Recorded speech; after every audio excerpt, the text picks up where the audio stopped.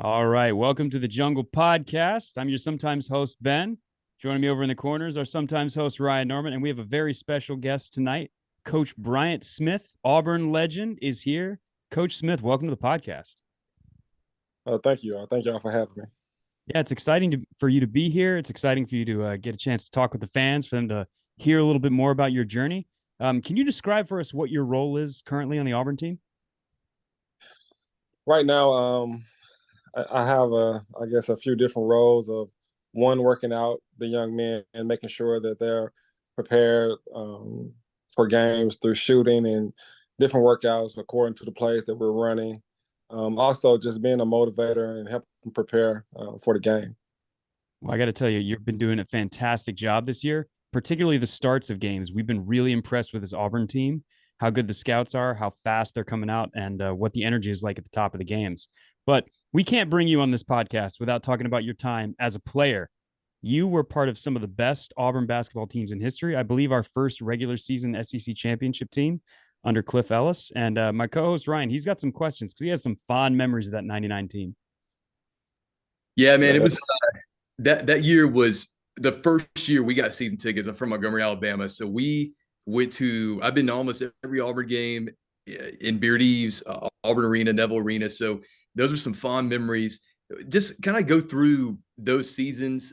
Talk about how that 99, 98, 99, 99, 2000 seasons were. You know how it compared to what it is now at Auburn. You guys kind of helped set the foundation for what a successful team looks like here, and just kind of talk us through that a little bit. I guess it was kind of crazy as these things usually are. I came in as a freshman and we had five guys that were highly recruited, great talent. But by the time the 99 year came, it was only me and Adrian Chilius. We were the only two left. We were the two seniors at that time. We were able to get, high profile players like Chris Porter and Doc Julius Robinson. They came from Selma, who was a high profile. We had a diamond in the rough, Scott Poldman, who could shoot the lights out the ball, right? And then we had Mamadou Njai in there, anchoring the defense and being able to protect, guards like myself when our men got around us. So over time, the team came together. We gelled. We played team ball. We were able to, I think, give the fans a show because we were kind of at that time playing above the rim and things of that nature. But I think you see that again, now, and especially the 2018 team, the Final Four team that, they came in, they had the pieces, they played together, they played team ball. And you just continue to see Coach Pearl build that culture and that winning atmosphere. Yeah, that team was famous for sort of being overlooked. Can you talk a little bit about how the atmosphere feels now as a coach versus what it was like being there as a player? It's still exciting. It's still exciting. It's one of those things where you gotta kind of stay a little still on the bench because you see things and you want to kind of do it yourself. But been kind of down the road a little bit now and trust the guys of trusting the scout and the things that we're showing and going through in practice. And basketball is a game of mistakes and encouraging them and motivating them to get to the next play. So being a coach it can be nerve wracking at times, as one may imagine. Especially being a former player. So there's some things that you have to adjust to. But at the end of the day, we trust our young men. Now, Coach, my favorite moment, as well as I think many Auburn basketball purists' favorite moments, was the half court alley oop. I mean, I go back and watch that 1999 Ole Miss, 2000 Ole Miss game at home, and just the crowd. When we were down in the years of not being as good, I would go back and watch that clip and be like, man, this is what we could be. I know this is what Auburn basketball can be. And I remember specifically in 2017, 2018, when we went to Tennessee and we beat them for the first SEC game, we were high flying Mustafa Heron, Horace Spencer. I was like, this is like the 99 2000 team. And from then on, we've been where we are. What was your favorite moment? Was it that dunk? Was it other moments that kind of stuck out to you as one of your favorite moments while playing? That was one of my favorite moments, obviously, being on ESPN, being ranked so high during that time, and being able to make that type of play, it's always going to be exciting. One of the plays that kind of get lost in history is really against Mississippi State. Top ball game, maybe with about 5 or 6 seconds left. Mississippi State calls a timeout, draw up a play. I kind of recognized the formation and jumped the passing lane, got a steal, made the layup at the buzzer to win the game here at Beard Eves at that time. And that's kind of, a basketball player's favorite time is, you're always out in the backyard, counting down for the buzzer shot and you win the game, and didn't ever think that I would really get a steal and make a layup to win a game, but that's the way that it unfolded, and that's one of my favorite moments outside of the, obviously the half court alley oop from Doc. Now, did you guys practice it a lot in practice, or it just came natural? No, that's a funny story. So it's a funny story, right? That particular play, we were pressing. I ended up running back down. I think I was on the other end line because I was guarding Keith Carter at the time. He was on the tear. I think he was averaging about 25, 26 points over the past 3 or 4 games. So I'm hauling butt down there to try to get on him. He shoots, miss. For some odd reason, I turn and it's offense. So I'm trying to bust back down the court. And I'm passing players, but I make eye contact with Doc during the process. And I kind of just, put my hand up like, throw it. And I expected the ball to come kind of to the side of the rim. And that could be easier because I'm tired, obviously, right? Sprinting back and forth. But he throws it at the front of the rim. And the trust that we have amongst not just me and Doc, but all our teammates, we're going to try to finish the play regardless. We're not going to leave anybody out there to dry. And so, I catch it and dunk it home. After the game, I asked him, I said, why did you throw it to the front of the rim? And he's like, I knew you could go get it. I'm like, oh, thank you for having that trust in me. But that just goes to show, the type of point guard Doc Robinson is or was at that time. That's a difficult pass for any guard to make from half court and to put that thing on the money. So my hat goes off to Doc because he really made that play happen. Yeah, I think it was crazy because it was like you guys went 6+ minutes, I believe, without like a stoppage in play. I mean, it was crazy how back and forth it was, and for that to happen to kind of cap it off was so cool. Kind of last question about your history at Auburn and things like that. For the 25th anniversary of that 2000 team coming up in the next couple of years, do you think we should bring back the tiger stripe uniforms that had the tiger stripes on the side back in those old school uniforms? I think we should bring those back. I hope we get those back, and those are pretty sweet. Like I have fallen in love with the jungle, and that's something I think the student body should vote on and be able to have some type of input on what they would like to see us in, or city guys play in, and kind of just continue to make this thing an inclusive type of family. That's what Auburn is. And I would love to see them have some type of input on that matter. Well, our input is bring them back. So we want to see those tiger stripes coming back. So, Coach, when you finished your playing career at Auburn, you went and spent, I believe, about 15 years playing ball overseas. Can you talk to us a little bit about what that's like? A guy from Huntsville, Alabama, getting to travel the world and play basketball. It's a blessing. Like you said, coming from a small town, Huntsville, to be able to go and play and earn, a well-being by playing a game that you love, it's always a blessing. But to be able to indulge myself in those different cultures and ethnicities and be able to learn and grow as a young man in Europe, I wouldn't change it for a world. Obviously, the first year or so, I was upset that I wasn't in the NBA. But those are the mistakes that I had to live with for myself. But I don't have any regrets because of the experiences and the friendships that I was able to build, across Europe and many of the different countries that I was able to play in. Yeah, we just got to do a really amazing interview with Simeon Bowers. If you haven't had a chance to listen to that episode, it might take you down memory lane a little bit too. He talked a lot about some of the foods that he missed while being overseas. Or was there anything in particular that you were homesick for while you were over there? American food, period. Oh, all right. But a real nice hamburger, I always miss. And I'll share a quick story on the reason why. Um, Playing in a foreign country, obviously when you go to the grocery store, things are not written in English. They are uh, selling different things or different type of ground meat, I should say, in the grocery stores over there. And so I was playing, I won't say the country, but I was playing in the country at one point in time. And about 2 or 3 years after I left that country, um, BBC News, which is one of the big European the news outlets over there, released a story about how this country was short on ground beef, and they started to ground up horse.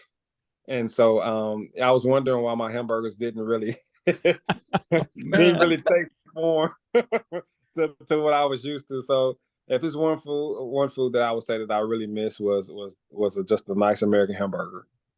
All right. Respect. Did you have any favorite spots abroad that you really enjoyed going to, or different countries you enjoyed going to? What was kind of some favorite spots that you were able to visit over there? Oh yeah. When I was younger, obviously the party scene in Napa, Cyprus. If you ever or haven't heard about Napa in Cyprus, that's one of the craziest, coolest place to kind of hang out in. As I matured, I love Treviso, Italy. I played there for the United Colors of Pentatone. That was always a nice place. Mozzarella cheese and the Italian cuisine that they have there. Um, in France, I was able to play right about 30 minutes outside of Paris. So being able to, always just not have to visit the Eiffel Tower, but just ride by the Eiffel Tower and, being able to see all these historic places just on a daily basis was always a cool thing to me. Yeah. I mean, it sounds like an amazing Different? time. Yeah, how different was the playing style from playing here in the US to then going to Europe and playing? I've always been so fascinated about, the style of play that compares to here versus there. What was that kind of like?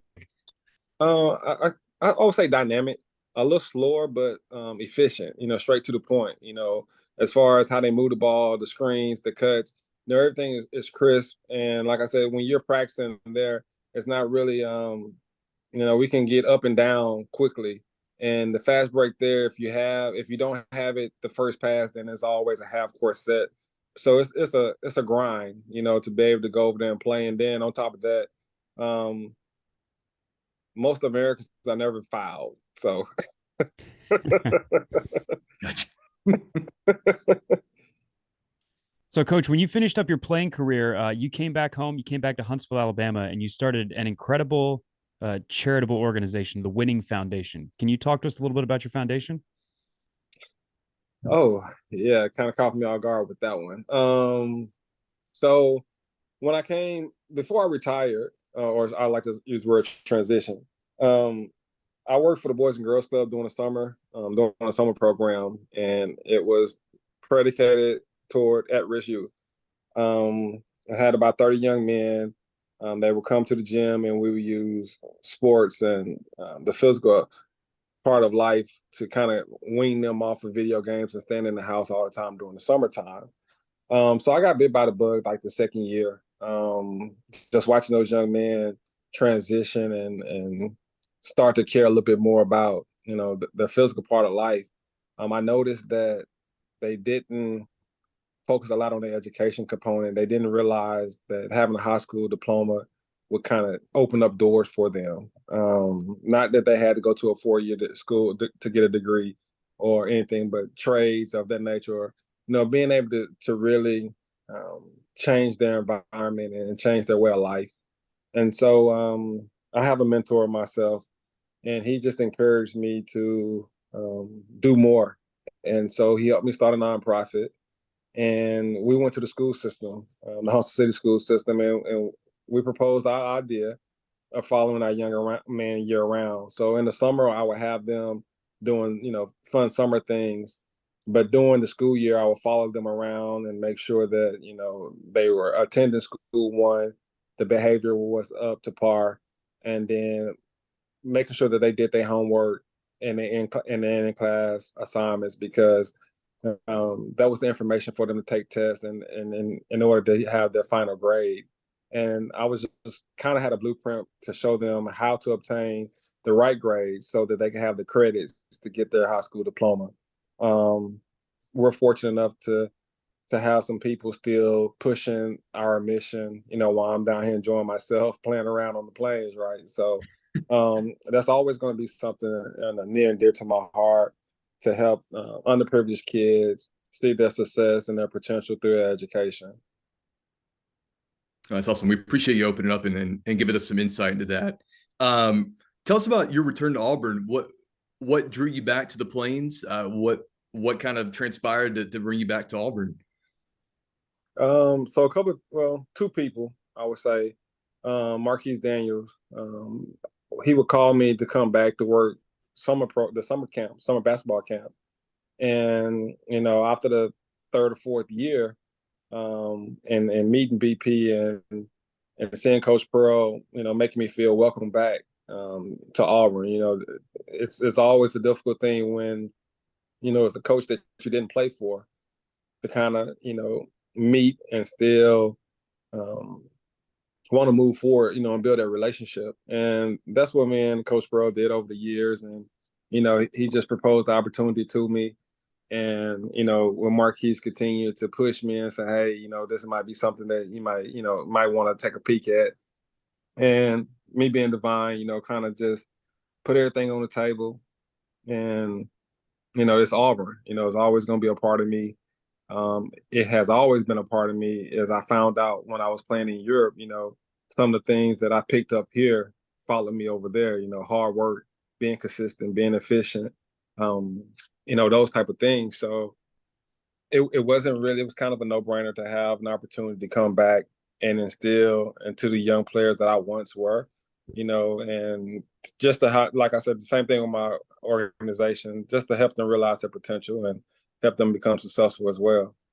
Yeah, you've obviously got a very strong connection to young men, particularly young men that are looking for sports as an outlet. And that obviously has to help make you a great recruiter.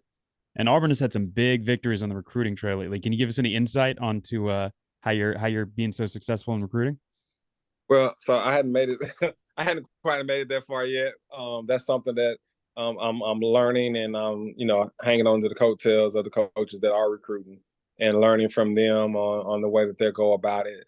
And this first year for me, it's just been really a learning experience to see how things are done, not only at this level, but this coaching staff has proven, they won SEC championships. They've been to the Final Four.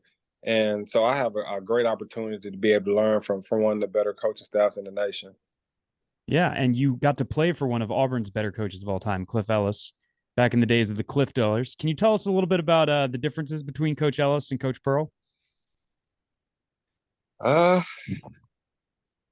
I I guess that there's still two coaches that are passionate about the players. They're passionate about the game. Um, I didn't get to learn a lot from the coaching standpoint from Cliff Ellis. It was more a player-coach relationship. With BP, Coach Pearl is more so, a young coach trying to find his way, and then you have, this mentor that's been doing it forever, and has been proven that he's a winner. And so to see and be able to learn from him is very different. His style is very straight to the point. We're much of the same, because he's a competitor. He didn't like to lose. That's something that I hear from my wife, or that I learned from my wife, that I don't like to lose. So it's one of those things that I think, always will make not only a great player, but a great coach as well, because you're always going to prepare. You're always going to give 110%, to make sure that your team is prepared. Yeah, one of the cool things when Bruce took over the job here was that in one of his first years, Coastal Carolina, which is where Coach Ellis was at, came back to Auburn and played. And one of the cool moments was when the crowd gave him a standing ovation and he kissed the court. I thought that was really cool that people recognize what he did for the basketball program, what he did for you all, and kind of recognizing him that way. Real quickly, this year in the SEC, it's been a very defensive laden conference. I think defense has really shined. Offense has been hard to come by. I think our coaching staff has done an incredible job, putting some really good game plans together. Those have really shown the past few games. I think even, more recently, Tuesday night was an incredible game plan. It was executed so well. Can you kind of talk about, what you all do in terms of preparation for a game or scouts? I know each kind of coaching staff, or there's kind of some pairs of coaches that scout each game. Can you kind of talk about, what your role is in that and kind of what goes into these game plans, more recently? You don't have to go into specific detail, obviously, but just kind of give us an understanding of how that works. Well, obviously, there's a lot of time, as you said before, it is broken down into, that kind of take on or lead the scout, and then, other helpers to help move that scout forward as well, as far as maybe clipping certain films from other games, or bringing other information to the table. For myself, I'm over the pressure set. So anytime a team presses or we want to press, I'm scouting those games. I'm scouting those teams to see what type of press they run defensively, what type of press would they run against us if we decide to run one of the 3 or 4 presses that we have as well. So, it gets kind of tense for me, because I could sit there, the whole game, and then all of a sudden the last 10 seconds of the game I'm on, and I have to come up with that right play, and I have to, actually scout it out. And then trying to play the guessing game with the coach to see what pressure that he will run, because most teams have multiple sets that they could possibly run, especially at in-game situations. So all the coaches, it's exhausting, but it's worth it, because when you see those kids go out and execute their game plan, it just makes it all worth it. All the time that you put in watching film, and just coming and breaking down the numbers, and trying to see what's the best way to defend, and see how other teams have done certain things as well. So in the SEC, we're fortunate because we have, top teams from the top to the bottom. And just like you said, it's hard to come by offense, but defense is nowhere we win championships, but offense helps you win games as well. Well, Coach, we got to hand it to you, because one of the things we did best in our most recent game against Missouri was break that press. And so that we're going to chalk all that up to you. That was an incredible effort by our guys. I appreciate it. Thank you. One of the things we like to do whenever we get the coaches on is do some quick hitters to kind of bring the podcast to an end, give you some either or options here. Heat check timeouts when the other team's on a run, for or against? Against. All right, no heat checks from Coach Smith. All right, do you prefer a thunderous dunk or a buzzer beating shot? Oh, buzzer beater shot. There we go. All right, step back 3 or drive by floater? Step back 3. When it comes to defense, zone or man? Man. All right, aggressive. I like it. And would you prefer to make the game-winning shot or the game-winning assist? Assist. All right, unselfish. I dig it. And last one here. As a coach, would you prefer to call the game-winning play or make the phone call that gets a top recruit to commit? Oh. Top recruit. Nice. All right. With an eye on the future, my man. Well, Coach, it's been awesome having you here. It's been awesome letting the Auburn family get to know you a little bit better, hear some of your story, share some laughs with you. We do have one last request before we go. Obviously, the white whale of our podcast is getting the round mound of rebound himself, Charles Barkley, to come sit down with us for an interview. So before we go, can you look into the camera and say, Sir Charles, please come on the Jungle Auburn podcast? Sir Charles, please come on the Jungle podcast. It's going to be a lot of fun for you. That's what I'm talking about, my man. Well, Coach Smith, thank you so much. We can't thank you enough for coming to join on. We appreciate you being here. All right. Thank y'all. War Eagle. War Eagle, Coach.